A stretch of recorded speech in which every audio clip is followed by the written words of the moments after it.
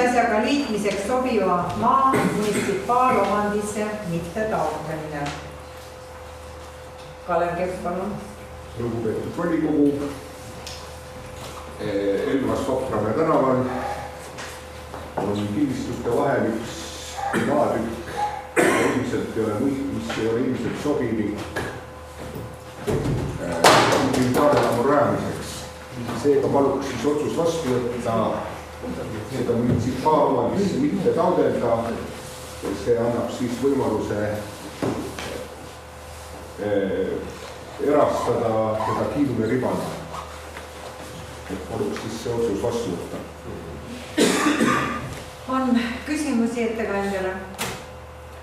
Ei ole, panengi Selva linnavolikogu otsuse eelnõu kinnisasjaga liitmiseks sobiva maa munitsipaalomandisse mitte taotlemine hääletusele.